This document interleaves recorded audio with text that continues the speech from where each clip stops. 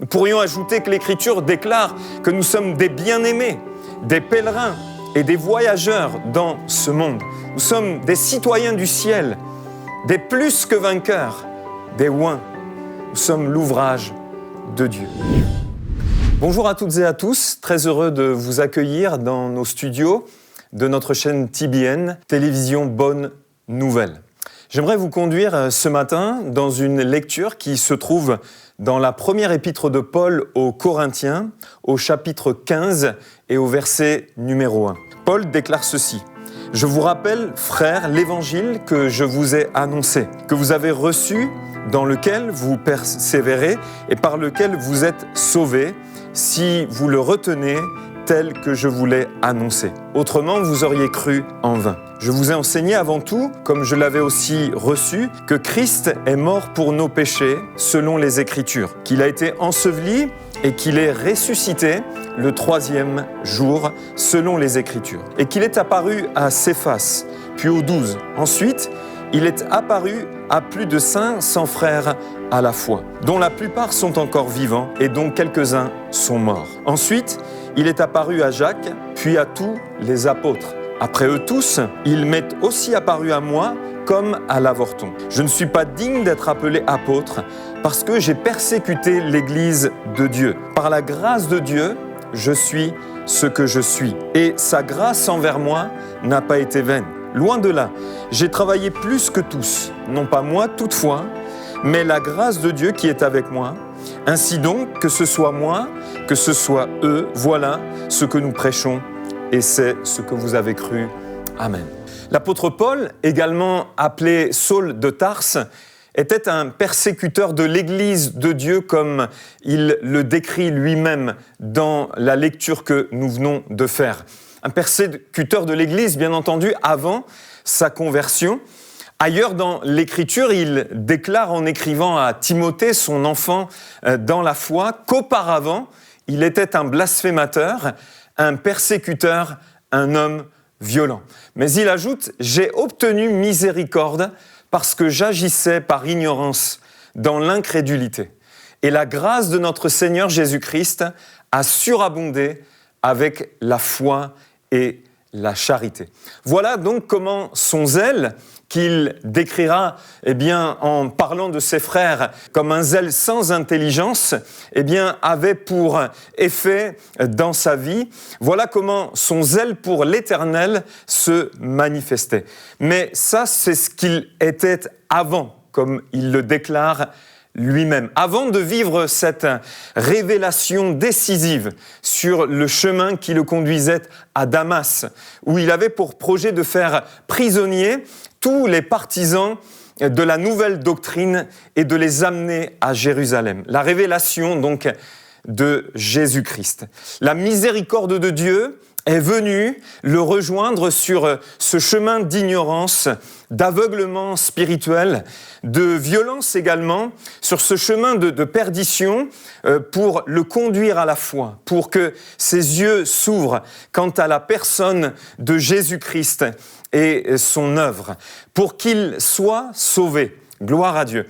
Et tout cela, donc, il le doit, comme il le dit lui-même, à la seule grâce de Dieu. C'est-à-dire à la faveur imméritée de Dieu pour lui, manifestée en Jésus-Christ. Cette grâce qui a surabondé dans sa vie et qui a été source de salut pour lui, comme elle peut l'être également pour vous. Il a fait l'expérience du pardon de Dieu, comme vous pouvez en faire l'expérience. Ce qu'il était auparavant, tout en ne l'oubliant pas, ne l'enferme pas dans l'accusation. Sa conscience a été purifiée. Il a été libéré de la culpabilité.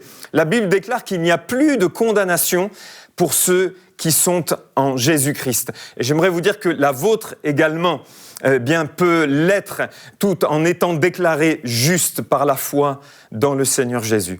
Je disais donc à l'instant que la grâce de Dieu a surabondé pour lui. Elle peut surabonder pour vous.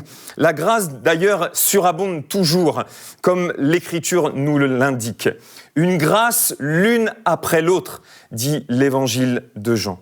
Sa vie a changé. Elle peut également changer pour vous. Il n'est plus le même. Vous pouvez devenir quelqu'un d'autre. La Bible déclare que si quelqu'un est en Christ, il est une nouvelle créature. Et voici toutes choses sont devenues nouvelles. Alors dans le texte que nous avons lu, Paul fait mention à 3 reprises de la grâce de Dieu. Et j'aimerais vous parler de 3 choses nouvelles que la grâce de Dieu nous communique dans la foi en Jésus-Christ. Il dira « Par la grâce de Dieu, je suis ce que je suis, et sa grâce envers moi n'a pas été vaine. Loin de là, j'ai travaillé plus que tous, non pas moi toutefois, mais la grâce de Dieu qui est avec moi. » Dans ces paroles de l'apôtre Paul, donc, nous voyons ces 3 choses nouvelles que la grâce de Dieu lui a communiquées en plus du pardon. Paul a une intelligence, une compréhension de la grâce qu'il désire nous enseigner. Et ce n'est pas pour rien qu'il est appelé l'apôtre de la grâce. Premièrement, la grâce de Dieu lui a communiqué une identité nouvelle. Par la grâce de Dieu, je suis ce que je suis.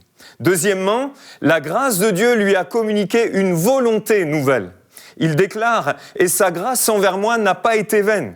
Loin de là, j'ai travaillé plus que tous. » Et troisièmement, la grâce de Dieu lui a communiqué une capacité nouvelle. Non pas moi toutefois, mais la grâce de Dieu qui est avec moi. Premièrement, une identité nouvelle. Par la grâce de Dieu, je suis ce que je suis. Ce « je suis » nous parle de l'être, de ce qu'il est dorénavant en Jésus-Christ, de par son union avec Jésus-Christ. Avant, il était un ignorant, un incrédule, un homme violent, un persécuteur, comme il le décrit lui-même. Selon Éphésiens au chapitre 2, nous étions et il était un enfant de colère, un fils de la rébellion qui marchait selon le train de ce monde, selon le prince de la puissance de l'air. Il vivait selon les convoitises de sa chair. C'est lui-même qui se décrit ainsi. Il était mort dans ses offenses et dans ses péchés. Lui et moi, nous étions ténèbres, des injustes, des esclaves, des pécheurs. Et nous pourrions multiplier les caractéristiques de ce que nous étions en Adam, avant notre nouvelle naissance. C'est ce qui le caractérisait et nous caractérisait en Adam de par notre naissance naturelle. Mais par la grâce de Dieu, nous sommes par la repentance et la foi en Jésus-Christ, nés de nouveau. Nous sommes devenus de nouvelles créatures par notre union avec lui. Et nous avons donc hérité d'une identité nouvelle. La Bible déclare que c'est de par lui, de par Dieu, que nous sommes en Jésus-Christ.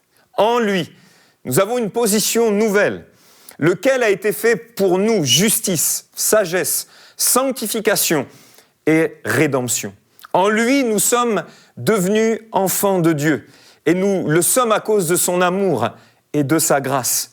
Nous sommes fils et filles du Père céleste au bénéfice de son amour, de ses soins et de sa provision. Nous sommes aussi héritiers, déclare l'Écriture. Et le Saint-Esprit nous a été donné comme un acompte et un gage de notre héritage qui est à venir. En Christ, nous héritons d'une nouvelle identité. Nous devenons fils et filles de Dieu. Amen. Nous sommes justifiés par la foi. Nous sommes des justes, des saints, des graciés. Nous sommes, dit l'Écriture, la lumière du monde. Nous devenons le temple du Saint-Esprit. Nous sommes et nous devenons des ambassadeurs pour Christ. Nous sommes des brebis du Seigneur et l'Éternel est notre berger. Des pierres vivantes du temple spirituel. Des membres du corps de Christ qu'est l'Église. Nous sommes des appelés, des élus, des fidèles. Autant de choses qui caractérisent notre nouvelle identité en Jésus-Christ. Nous pourrions ajouter que l'Écriture déclare que nous sommes des bien-aimés, des pèlerins, et des voyageurs dans ce monde. Nous sommes des citoyens du ciel, des plus que vainqueurs, des oins. Nous sommes l'ouvrage de Dieu. Et nous découvrons au travers de l'Écriture toutes les caractéristiques de cette identité nouvelle que nous recevons par la grâce de Dieu. Et j'aimerais vous encourager, chers amis, à vous voir tel que Dieu vous voit, à croire tout simplement ce que l'Écriture déclare, d'ores et déjà que vous êtes en Jésus-Christ. Il y a dans l'œuvre de Jésus un déjà et un pas encore. C'est ce que je dois croire, même si mes yeux, quelquefois, voient autre chose. Je marche non par la vue, mais par la foi. Par conséquent, nous pouvons dire que je ne suis pas et nous ne sommes pas en Jésus-Christ ce que nous faisons, mais je fais ce que je suis et que je crois par la foi. Par exemple, dans la première épître de Paul aux Corinthiens, toujours, au chapitre 5, Paul déclare « Vous êtes sans levain. Faites donc disparaître le vieux levain. » On pourrait penser qu'il y a comme une opposition entre ces deux réalités, ces deux déclarations. Non, Paul dit tout simplement « En Christ, vous êtes sans levain, sans mal. Faites donc disparaître le vieux levain. » Et il nous faut donc comprendre que, nous sommes sans levain, non pas parce que nous faisons disparaître le vieux levain, mais nous faisons disparaître le vieux levain parce que nous sommes sans levain. Saisissez donc, chers amis, votre identité nouvelle par la foi en Jésus-Christ. Marchez selon celle-ci, dans l'obéissance de la foi et dans la plénitude du Saint-Esprit. Amen.